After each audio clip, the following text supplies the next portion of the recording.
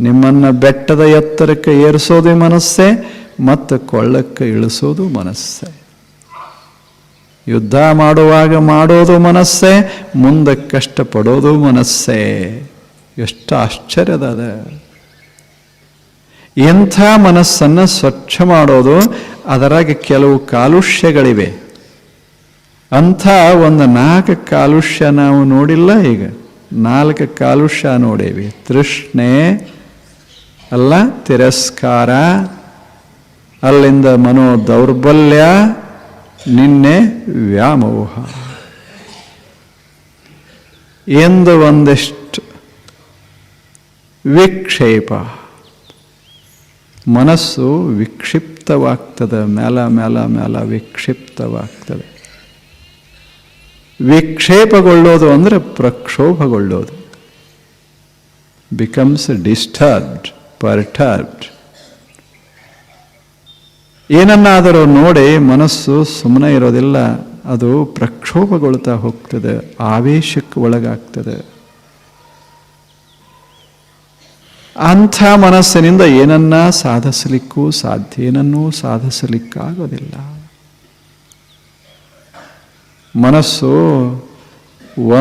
ಒಂದೇನರೇ ಈಗ ಏನರೇ ಮಾಡಬೇಕಾಗಿತ್ತು ಅಂದರೆ ನಾವು ಎಲ್ಲ ಬಿಟ್ಟು ಮನಸ್ಸು ಆ ಕಡೆನೇ ಇರಬೇಕಾಗ್ತದೆ, ಒಂದೇ ದಿಕ್ಕಿನಲ್ಲಿ ಹರಿದು ಹೋಗಬೇಕಾಗ್ತದೆ. ಮನಸ್ಸು 10 ದಿಕ್ಕಿನಲ್ಲಿ ಒಂದೇ ಕ್ಷಣದಲ್ಲಿ ಹರ್ಯಾಕ್ ಶುರುವಾಯಿತು ಅಂದರೆ ನಮಗೆ ಎಲ್ಲೂ ಹೋಗಲಿಕ್ಕಾಗೋದಿಲ್ಲ.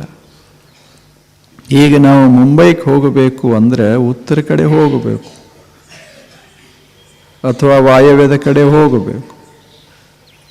ಅದೇ ಕ್ಷಣದಾಗ ನಮಗೆ ಬೆಂಗಳೂರಿಗೆ ಹೋಗ್ಬೇಕು ಅನಿಸ್ತು ಅಂದರೆ ಹೋಗೋರು ಎಲ್ಲೇ. ಮನಸ್ಸ ಆ ಕಡೆನೂ ಹರಿತು, ಈ ಕಡೆನೂ ಹರಿತು, ಇತ್ತಂಡವಾಯಿತು ಅಂದರೆ ನಿರ್ಣಯಗಳನ್ನು ತೆಗೆದುಕೊಳ್ಳಲಿಕ್ಕಾಗೋದಿಲ್ಲ, ಒಂದು ಹೆಜ್ಜೆ ಇಡ್ಲಿಕ್ಕಾಗ. ಅಥವಾ ಒಂದು ಕಾರ್ಯ ಮುಗಿಯೋದ್ರಾಗ ಮನಸ್ಸು ತನ್ನ ಇಚ್ಛೆಗಳನ್ನು ಬದಲು ಮಾಡ್ತು ಅಂದರೆ, ತನ್ನ ನಿರ್ಣಯ ಬದಲು ಮಾಡ್ತು ಅಂದರೆ ಕಾರ್ಯ ಮುಗಿಸ್ಲಿಕ್ಕಾಗೋದಿಲ್ಲ. ಇಲ್ಲಿ ನೀವು ಹೇಗೆ ಬಂದು ಕೂಡ್ಬೇಕನ್ನಿಸ್ತು, ಊರು ಬಿಟ್ಟು ಇಲ್ಲಿಗೆ ಬಂದ್ರಿ, ಕುಂತು ಒಂದು 5 ಮಿನಿಟ್ದಾಗ ಹೇಳ್ಬೇಕನ್ನಿಸ್ತು. ಈ ಕಡೆ ಅಲ್ಲಿಯೂ ಆಗಲಿಲ್ಲ, ಇಲ್ಲಿಯೂ ಆಗಲಿಲ್ಲ. ಒಂದೇನರ ನಿರ್ಣಯ, ಒಂದು ಕಾರ್ಯ ಮುಗಿಯೋ ತನಕ ಒಂದು ಸ್ಥಿರತೆ ಅಂತ ಮನುಷ್ಯನಿಗೆ ಬೇಕಾಗ್ತದೆ. ಆ ಸ್ಥಿರತೆ ಇಲ್ಲದೆ ಇದ್ದರೆ ನಮ್ಮ ಜೀವನವನ್ನು ಸುಖಿ ಮಾಡಕ್ಕೆ, ಸಂತೋಷಿ ಮಾಡಕ್ಕೆ ಆಗೋದಿಲ್ಲ. ಯಾವ ಕೆಲಸ ಆದರೆ ಏನಾಯಿತು, ಒಂದು ಸ್ಥಿರತೆ ಬೇಕಲ್ಲ. ಅರ್ಜುನ ಕೃಷ್ಣನಿಗೆ ಒಂದು ಪ್ರಶ್ನೆ ಕೇಳ್ತಾನೆ. ಕೃಷ್ಣ, ನೀನು ಬಹಳ ಹೇಳ್ತೀಯಲ್ಲಪ್ಪ, ನೀನು ಹಾಗಿರಬೇಕು ಹೀಗಿರಬೇಕು ಅಂತ ಹೇಳ್ತೀಯಲ್ಲ, ಹಾಗಿರಾಕ ಬಿಡಬೇಕಲ್ಲ ನಮ್ಮ ಮನಸ್ಸ. ಹೇಳೋದು ಭಾಳ ಸುಲಭ, ಆದರೆ ಹಾಗೆ ಮನಸ್ಸು ಇರಬೇಕಲ್ಲ ನಮ್ಮ.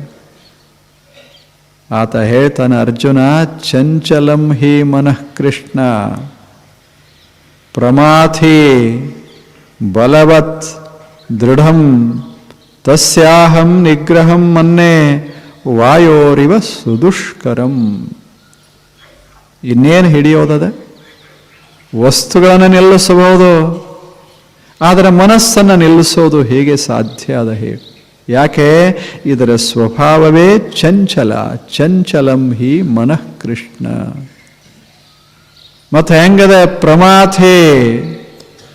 ಪ್ರಮಾಥೆ ಸುಮ್ಮನೆ ಇರೋದಿಲ್ಲ, ಆವೇಶಕ್ಕೆ ಒಳಗಾಗ್ತದೆ, ಪ್ರಕ್ಷೋಭಗೊಳ್ಳುತ್ತದೆ. ಪ್ರಮಾಥಿ ಅಂದರೆ ಪ್ರಕ್ಷೋಭಗೊಳ್ಳು. ಬಲವದ್, ಅದನ್ನು ಹಿಡಿದಿಡೋದು ಬಹಳ ಕಷ್ಟ, ಅಷ್ಟು ಶಕ್ತಿ ಸಾಮರ್ಥ್ಯ ಮನಸ್ಸಿಗೆ. ದೃಢಂ, ಒಂದಕ್ಕೆ ಹಿಡಿತು ಅಂದರೆ ಅದರಿಂದ ಬದಲು ಮಾಡೋದೇ ಬಹಳ ಕಷ್ಟ ಆಗ್ತದೆ. ಇಷ್ಟು ಬಲಾಢ್ಯವಾದ ಮನಸ್ಸನ್ನು ತಸ್ಯಹಂ ನಿಗ್ರಹಂ ಮನ್ನೆ ವಾಯೋರಿವ ಸುದುಷ್ಕರಂ. ಇಂಥದರ ನಿಗ್ರಹ, ಇದನ್ನ ಒಂದು ಹದಕ್ಕೆ ತರೋದು ಅಂದರೆ ಗಾಳಿಯನ್ನು ಹದಕ್ಕೆ ತಂದಂಗೆ. ಎಷ್ಟು ಕಷ್ಟದ ಕೃಷ್ಣ, ಬಹಳ ಕಷ್ಟ. ಹಾಗ ನಿನ್ನ ಮಾತುಗಳು ನೀ ಹೇಳ್ದಂಗೆ ಎಲ್ಲರೂ ಸರಳಾಗಿ ಕೇಳಿಕೊಂಡು ಹೋಗಿದ್ರೆ ಜಗತ್ತಿನಾಗ ಯುದ್ಧನೇ ಆಗೋದಿಲ್ಲ. ಕೃಷ್ಣನ ಮಾತ ಕೇಳಿದರು, ಕೃಷ್ಣನು ಯುದ್ಧ ಮಾಡಿದ, ಪಾಂಡವರು ಯುದ್ಧ ಮಾಡಿದರು, ಎಲ್ಲರೂ ಮಾಡಿದರು. ಹೋಗೋದು ಹೋಯಿತು, ನಾಶ ಆಗೋದು ಆಯಿತು, ಉಳಿಯೋದು ಉಳೀತು. ಕೃಷ್ಣಗೆ ಕೇಳ್ತಾರೆ ಹಿಂಗೆ ಆಯಿತು ಅಂತ. ಅದು ಹಂಗೆ ಅಂತ. ನಾನು ಹಂಗೆ, ಅವರು ಹಂಗೆ, ಎಲ್ಲರೂ ಹಂಗೆ ಅನ್ನೋದದ, ಯುದ್ಧ ಮಾಡೋದದ, ನಡೆಯೋದ ಜೀವನ. ಅಂದ್ರೆ ಮನಸ್ಸು ಎಷ್ಟು ಕಠಿಣದ. ಏನನ್ನಾದರೂ ನಿಗ್ರಹಿಸಬೇಕಾದ್ರೆ ಎಷ್ಟು ಕಷ್ಟ ಆಗ್ತದೆ. ಯಾಕೆ? ಅದರ ಸ್ವಭಾವನೇ ಚಂಚಲ ಇರೋದರಿಂದ, ಪ್ರಮಾಥೆ ಪ್ರಕ್ಷೋಭಗೊಳ್ಳೋದರಿಂದ. ಈಗ ನಾನೊಂದು ಶಬ್ದ ಕೆಟ್ಟು ಬಳಸಿ ಬಿಟ್ರೆ ಮನಸ್ಸು ಹೆಂಗಾಗ್ತದೆ? ದೊಡ್ಡ ಬಂಡೆಗೆಲ್ಲ ಒಂದು ಹೊಂಡದಾಗ ಒಗದಂಗಾಗ್ತದೆ. ಇಡೀ ಹೊಂಡನೇ ಹೊಯ್ದಾಡಕ್ಕೆ ಶುರುವಾಗ್ತದೆ. ಹಾಗೆ ನಾನು ಆಡಿದ ಒಂದು ಮಾತು ನಿಮ್ಮ ಮನಸ್ಸನ್ನು, ಸರೋವರವನ್ನೆಲ್ಲ ಕಲಿಕೆ ಬಿಡ್ತದೆ, ಪ್ರಕ್ಷೋಭಗೊಳ್ಳುತ್ತದೆ. ಹೋಗಲಿ ಬಿಡುವಂತ ನಾವೆಲ್ಲಂತೇವಿ ಹೇಳಿ? ಹೋಗಲಿ ಬಿಡುವಂತ ನಾವೆಲ್ಲಂತೇವಿ? ಈ ಸಾಗರದಾಗ ಬರೇ ಬಂಡಿಗೆಲ್ಲ ಅಲ್ಲ, ನೀವು ಓದೊಂದು ಹಡಗ ಮುಳುಗಿಸಿದ್ರು ಸಹಿತ ತಣ್ಣಗಿರ್ತದೆ, ಗೊತ್ತಾಗೋದು. ಯಾಕೆ? ದೊಡ್ಡದದೆ. ನಮ್ಮ ಹಂಗಲ್ಲ, ಹೊಂಡಿದ್ದಂಗದವ, ಒಂದೇನ್ರ ಒಗೆದು ಕೂಡಲೇ ಎಲ್ಲ ಎದ್ದು ಬಿಡ್ತದೆ. ಅದ ಪ್ರಕ್ಷೋಭಗೊಳ್ಳುತ್ತದೆ ಮನಸ್ಸು. ಕೃಷ್ಣನೇ ನೋಡಿ ಕೇಳಿ ಮಾಡಿ ಪ್ರಕ್ಷೋಭ ಆಗ್ತದೆ ಮನಸ್ಸು. ಸುಮ್ಮನೆ ಕೂಡ್ಲಿಕ್ಕೆ ಆಗ್ತದೆ. ಈಗ ನಾನು ಸುಮ್ಮನೆ ಹೊಗಳಿದ್ರೆ ಒಂದು ಸರಿ, ಬೈದು ಬಿಟ್ಟರೆ ಬೈಯಕ್ಕೆ ಬರುವುದಿಲ್ಲೇನು? ಏನು ಡಿಕ್ಷನರಿ ನೋಡೋದದ, ಶಬ್ದ ಸಂಗ್ರಹ ಮಾಡೋದದ, ಬೈಯಕ್ಕೆ ಶುರು ಮಾಡೋದದ, ಬರೋದಿಲ್ಲೇನು? ಈಗ ನನಗೆ ಬರಲಿಕ್ಕಿಲ್ಲ, ಶಬ್ದಗಳು ಗೊತ್ತಿಲ್ಲ, ಬರಲಿಕ್ಕಿಲ್ಲ. ಅದರ ಅಧ್ಯಯನ ಮಾಡಿದರೆ ಬರುವುದಿಲ್ಲ. ಚೆನ್ನಾಗಿ ಬೈದು ಬಿಡ್ಬೋದು. ಉಪಯೋಗ ಏನಾಗ್ತದೆ? ಕಲಕ್ತದೆ ಅಷ್ಟೆ.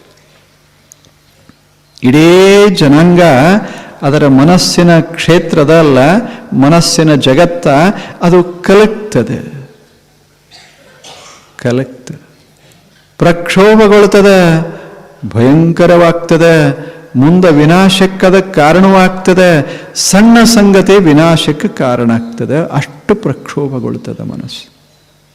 ಜಗತ್ತಿನ ಬಹಳಷ್ಟು ವಿನಾಶ ನಡೆದದ್ದು, ಬಹಳಷ್ಟು ಕದನಗಳು, ಯುದ್ಧಗಳು ನಡೆದದ್ದು ಬರೀ ಶಬ್ದ ಮಾಡಿದಂಥ ಪ್ರಕ್ಷೋಭ.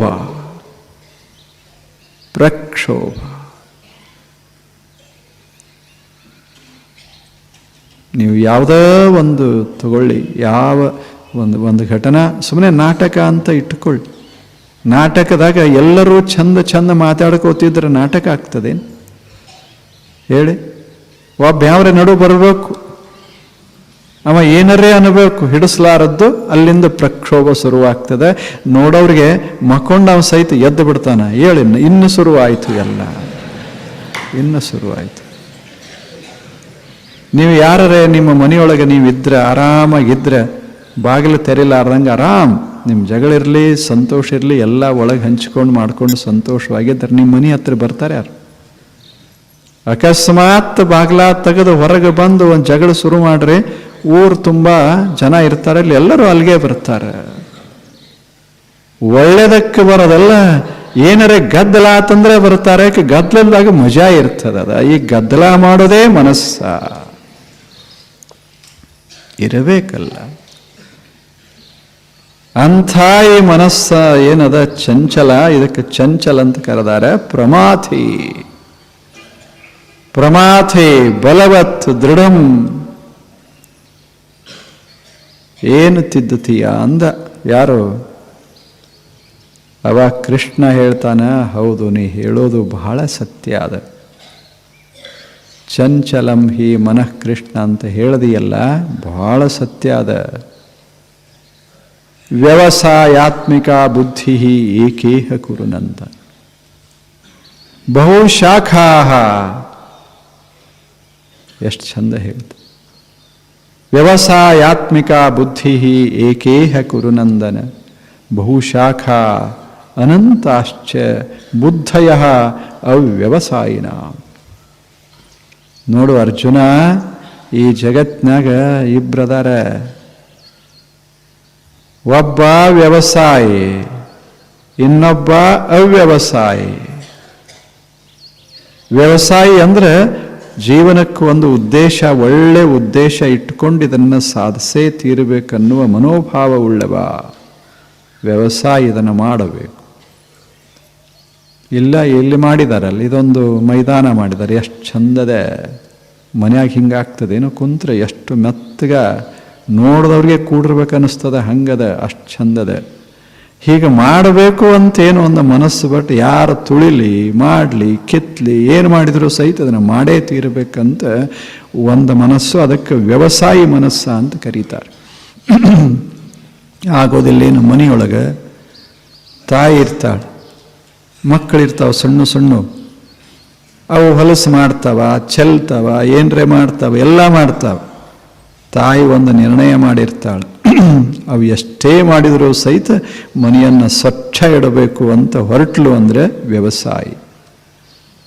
ಇನ್ನೊಬ್ಬ ತಾಯಿ ಇರ್ತಾಳೆ, ಯಾರ್ಯಾರು ಹೊಲಸು ಮಾಡ್ಯಾರು ಹೊಡ್ಕೋತ ಹೋಗಿಬಿಡೋದು, ಅದು ಅವ್ಯವಸಾಯಿ. ಅವ್ರಿಗೇನು ಮಾಡ್ಬೇಕಂತಿರೋದಿಲ್ಲ, ಒಟ್ಟು ಹೊಡೆಯೋದಿರ್ತದೆ ಅಷ್ಟೇ, ಬೈಯೋದು ಹೊಡೆಯೋದು, ಬೈಯೋದು ಹೊಡೆಯೋದು. ಅವರು ಹೊಲಸು ಮಾಡೋರೆ, ಮಕ್ಕಳು ಮನೆ ಹೊಲಸು ಮಾಡಿದರೆ ಅವ್ರ ಮನಸ್ಸು ಹೊಲಸು ಮಾಡಿ ಬಿಡ್ತಾರೆ, ಎಲ್ಲರೂ ಅವರೇ. ಅವ್ಯವಸಾಯಿ ಒಬ್ಬರು, ವ್ಯವಸಾಯಿ ಇನ್ನೊಬ್ಬರು. ಸ್ವಚ್ಛ ಮಾಡ್ಕೋತ ಹೋಗೋರು, ಇದೇ ಜೀವನದ ಉದ್ದೇಶ. ಜಗತ್ತನ್ನು ಸ್ವಚ್ಛ ಮಾಡೋದು, ಸುಂದರ ಮಾಡೋದು, ಸಮೃದ್ಧ ಮಾಡೋದು, ಶಾಂತ ಮಾಡೋದು. ಹೀಗೆ ಒಂದು ತಲೆಯೊಳಗಿರ್ತದಲ್ಲ, ಇದಕ್ಕೆ ವ್ಯವಸಾಯಿ ಅಂತ ಕರೆದಾರೆ. ವ್ಯವಸಾಯಾತ್ಮಿಕ ಬುದ್ಧಿ, ಇದಕ್ಕೆ ವ್ಯವಸಾಯಾತ್ಮಿಕ ಬುದ್ಧಿ ಅಂತೆ. ಇದೊಂದು ಬುದ್ಧಿ, ಇದೊಂದು ಮನಸ್ಸ, ಇದರ ಉದ್ದೇಶ, ಇದರ ರಚನಾ ಹೇಗದ ಅಂದರೆ ವ್ಯವಸಾಯ. ಒಂದು ಕೆಲಸ ಮಾಡಬೇಕು, ಬಹಳ ಒಳ್ಳೆ ಕೆಲಸ ಮಾಡಬೇಕು. ಎಷ್ಟೇ ವಿರೋಧ ಆದರೆ ಏನಾಯಿತು, ಎಷ್ಟೇ ಅದರಿಂದ ತೊಂದರೆ ಆದರೆ ಏನಾಯಿತು, ಚಲೋ ಕೆಲಸ, ಒಳ್ಳೆ ಕೆಲಸ ಮಾಡಿಬಿಡಬೇಕು ಅನಿಸ್ತು ಅಂದರೆ ಅದಕ್ಕೆ ವ್ಯವಸಾಯಾತ್ಮಿಕ ಬುದ್ಧಿ. ಇನ್ನೊಂದು ಮನಸ್ಸದ ಅವ್ಯವಸಾಯ, ವ್ಯವಸಾಯ ಅಲ್ಲ ಅವ್ಯವಸಾಯ ಅಂದ್ರೆ ಏನನ್ನೂ ಮಾಡಬೇಕಂತ ಇಟ್ಕೊಳ್ಳೋದಿಲ್ಲ, ಯಾವಾಗ ಏನು ಅನ್ನಿಸ್ತದ ಅದನ್ನೇ ಮಾಡ್ಕೋತ ಹೋಗಿ ಬಿಡೋದು, ಒಂದಂತಿರೋದಿಲ್ಲ. ವ್ಯವಸಾಯಾತ್ಮಿಕ ಬುದ್ಧಿ ಏಕೇಹ ಕುರು ನಂದನ. ವ್ಯವಸಾಯಾತ್ಮಿಕ ಬುದ್ಧಿ ಒಂದೇ ಇರ್ತದೆ, ಒಂದು ಮುಖವಾಗಿ ಸಾಕ್ತಾ ಇರ್ತದೆ. ಅವ್ಯವಸಾಯಿ ಬುದ್ಧಿ 100 ಮುಖದಲ್ಲಿ ಸಾಕ್ತಾ ಇರ್ತದೆ, ಏಕರೂಪತಾ ಇರುವುದಿಲ್ಲ. ಇವ ಎರಡು ಮನಸ್ಸುಗಳು ಅರ್ಜುನ, ಇವ ಎರಡು ಮನಸ್ಸುಗಳು. ಶರಣರು ಹೇಳಿಲ್ಲ, ಎಲ್ಲಿ ಹಸಿರು ಕಾಣಿಸ್ತದೆ ಹೋಗಿ ಬಿಡ್ತದೆ ಮನಸ್ಸು, ಏನು ಕಾಣಿಸ್ತದೆ ಹೋಗಿ ಬಿಡ್ತದೆ. ದಾಸರು ಹೇಳಿದರು, ಇದು ಎಷ್ಟಿದರ ಲೀಲಾ ಅಂತ ಹೇಳಿ ಏನು ನನ್ನ ಕೈಯೊಳಗೆ ಸಿಗುವುದಿಲ್ಲ. ಶರಣರು ಬಹಳ ಸುಂದರ ಹೇಳಿದರು, ಅಲ್ಲ ಪಶುವೇನು ಬಲ್ಲುದು ಹಸುರು ಎಂದು ಎಳಸುವುದು. ಹೆಸರು ಯಾರ್ದಿದ್ರೆ ಏನಾಯ್ತು, ಅವರು ಹೊಲದಾಗಿನ ಹೆಸರಾದರೂ ಸರಿ, ಇವರು ಹೊಲದಾಗಿನ ಹೆಸರಾದರೆ ಸರಿ, ಹೆಸರು ಕಂಡ ಕೂಡಲೇ ಸರದೇ ಬಿಡ್ತದೆ. ಅದು ಹಾಗೆ ನಮ್ಮ ಮನಸ್ಸು ಎಲ್ಲೆಲ್ಲಿ ಚಲೋ ಚಲೋ ಕಾಣಿಸ್ತದೆ ಅಲ್ಲಿ ಕಾಲಿಡಬೇಕು ಅನಿಸ್ತದೆ, ಅಲ್ಲಿ ತುಳಿಬೇಕು ಅನಿಸ್ತದೆ, ಅದನ್ನೊಂದಿಟ್ಟು ಹರ್ಕೋಬೇಕು ಅನಿಸ್ತದೆ, ಅನಿಸೋದಿಲ್ಲೇನು. ಇವ ಎರಡು ಮನಸ್ಸುಗಳು. ಇಂಥ ಎರಡು ಮನಸ್ಸುಗಳಲ್ಲಿ ಒಂದು ಮನಸ್ಸ ಏಕರೂಪವಾಗಿರ್ತದೆ, ಇನ್ನೊಂದು ಮನಸ್ಸ ಬಹುಶಾಖಾ 10 ಹಲವು ಶಾಖೆಗಳನ್ನು ಹೊಂದಿರ್ತದೆ ಮತ್ತು ಅದು ಬದಲಾಕೋತಿರ್ತದೆ. ಒಂದೇನೋ ಕಥೆ ಹೇಳ್ತಾರೆ, ಬಹಳ ಹಳೆ ಕಥೆ, ಅವಾಗಿನ ಕಾಲದ್ದು, ಪೂರ್ವ ಕಾಲದ್ದು, ಪುರಾಣ ಕಾಲದ ಕಥೆ. ಅತ್ರಿ ಮಹರ್ಷಿ ಅಂತ ಇದ್ದ, ನಿಮಗೆ ಗೊತ್ತದು. ಅತ್ರಿ ಅಂತ ಅನಸೂಯ ಅತ್ರಿ ಅಂತ ತಾವು ಹೆಸರು ಕೇಳಿರಲ್ಲ. ಇಂಥ ಅತ್ರಿಯ ಮಗ ಒಬ್ಬ ಅರ್ಚನಾನಸ ಅಂತ. ಆತನ ಮಗ ಒಬ್ಬ, ಆತ ಶಾವಶ್ಚ ಅಂತ ಅವನ ಹೆಸರು. ಶಾವಶ್ಚ. ಆ ಶಾವಶ್ಚ ಹುಡುಗ 20-25 ವರ್ಷ ವಯಸ್ಸಾಗಿತ್ತು, 22 ವರ್ಷ. ತಂದೆ ಅರ್ಚನಾನಸ ಬಹಳ ಬುದ್ಧಿವಂತ ಋಷಿ ಆತನು. ಒಂದು ಸಲ ಈ ಮಗನನ್ನು ಕರ್ಕೊಂಡು ಒಂದು ಯಾಗಕ್ಕೆ ಹೋಗ್ತಾನೆ. ಅಂದರೆ ಒಂದು ಯಾಗವನ್ನು ಮಾಡ್ತಾರೆ, ಸೋಮಯಾಗ ಅಂತ. ಆತ ಸೋಮಯಾಗ ಮಾಡುವ ಒಬ್ಬ ರಾಜ, ರಥವೀಥಿ ದಾರ್ಭ್ಯ ಅಂತ ಅವನ ಹೆಸರು. ಬಹಳ ದೊಡ್ಡ ರಾಜ ಆವಾಗಿನ ಕಾಲಕ್ಕೆ. ಆತ ಆ ಯಾಗವನ್ನು ಮಾಡಿಸ್ತಾ ಇರ್ತಾನೆ. ಇವ ಹೋಗಿರ್ತಾನಲ್ಲೇ, ಯಾರು ಅರ್ಚನಾನಸ ತನ್ನ ಮಗನ್ನ ಕರ್ಕೊಂಡು ಅಲ್ಲಿಗೆ ಹೋಗ್ತಾನೆ. ಮಗ ಬಹಳ ಬುದ್ಧಿವಂತ ಇರ್ತಾನೆ, ಬಹಳ ಜಾಣ ಇರ್ತಾನೆ, ಸುಮಾರು 20-25 ಮಧ್ಯ ವಯಸ್ಸು, ಬಹಳ ಸುಂದರವಾಗಿರ್ತಾನೆ. ಅವನ ಕರ್ಕೊಂಡು ಹೋಗ್ತಾನೆ. ಎದಕ್ಕೆ ಹೋಗಿರ್ತಾರೆ ಅಂದರೆ ಇಬ್ಬರು ಈ ಯಾಗ ಮಾಡಬೇಕು ಅಂತ ಹೋಗ್ತಾರೆ, ಅಂದರೆ ಮಂತ್ರ ಅನ್ನಬೇಕು ಅಂತ ಹೋಗ್ತಾರೆ. ಉದ್ದೇಶ ಏನದೆ, ಅಲ್ಲಿ ಹೋಗಿ ಆನಂದವಾಗಿ ಯಜ್ಞ ಮಾಡಿ ಒಂದು 10-15 ದಿವಸ ಅಲ್ಲೇ ಇದ್ದು ಯಜ್ಞ ಮಾಡಿ ಇಡೀ ವಾತಾವರಣವನ್ನು ಪವಿತ್ರಗೊಳಿಸಬೇಕು ಅಂತ ಉದ್ದೇಶ ಇಟ್ಟುಕೊಂಡು ಅಲ್ಲಿಗೆ ಹೋಗ್ತಾರೆ. ಮಜಾ ಹೆಂಗೆ ನಡೀತದೆ ಅದು ನೋಡಿ, ಮನಸ್ಸು ಎಷ್ಟು ಮಸ್ತಿರ್ತದೆ. ಇಲ್ಲೇ ಯಜ್ಞ ಸಾಗ್ಯದ, ಸೋಮಯಜ್ಞ. ಇಲ್ಲೇ ಅರ್ಚನಾನಸ ಕೂತಾನ, ಅವನ ಮಗ್ಲ ಶಾವಶ್ಯ ಕೂತಾನ, ಎದುರಿಗೆ ರಾಜ ಕೂತಾನ, ರಾಜನ ಹೆಂಡತಿ ಕೂತಾಳ, ರಾಜನ ಒಬ್ಬ ಮಗಳು, ಬಹಳ ಸುಂದರಳಾದಂಥ ಒಬ್ಬ ಮಗಳು ಕೂತಾಳ. ಇವರು ಮಂತ್ರ ಅಂತ ಇದ್ದಾರೆ, ಬಹಳ ಅದ್ಭುತವಾಗಿ ಮಂತ್ರ ಅಂತಾರೆ, ಅದರಾಗ ತನ್ಮಯಾಗಿ ಬಿಟ್ಟಿರ್ತಾರೆ. ಅಷ್ಟರಾಗ ಅವ್ರ ಕಣ್ಣ ಅದೇನು ಮಗಳು ಕೂತಿದ್ಲಲ್ಲ ಆಕೆ ಕಡೆ ಹೋಗ್ತದೆ. ಎಂಥ ಸಮಯದು, ಎಂಥ ಸಮಯ! ಎಲ್ಲರೂ ಆ ಅಗ್ನಿಯತ್ತ ಲಕ್ಷ್ಯ ಕೊಡಬೇಕಾದ ಸಮಯ, ಅದರಾಗ ತನ್ಮಯರಾಗಬೇಕಾದ ಸಮಯ, ಆ ಮಂತ್ರಗಳ ಮಧ್ಯ ಮನಸ್ಸನ್ನು ಮುಳುಗಿಸಬೇಕಾದಂಥ ಸಮಯ. ಆ ಕ್ಷಣಕ್ಕೆ ಸುಮ್ಮನೆ ಕಣ್ಣು ಹೀಗೆ ಆಡ್ತದೆ. ಕಣ್ಣು ಆಡದ ಮರುಕ್ಷಣವೇ ಮನಸ್ಸು ಸರಿತದೆ. ಇಬ್ಬರವರು, ತಂದೆ ಅರ್ಚನಾನಸ, ಮಗ ಶಾವಶ್ಚ. ತಂದೆಗೆ ಏನು ಅನಿಸ್ತದಂದ್ರೆ ಈ ಮಗಳನ್ನ ತನ್ನ ಸೊಸೆಯನ್ನಾಗಿ ತಗೋಬೇಕು ಅಂತ ಅನಿಸ್ತದೆ. ಯಾವಾಗ? ಮಂತ್ರ ಅಂತ ಇದ್ದಾರೆ.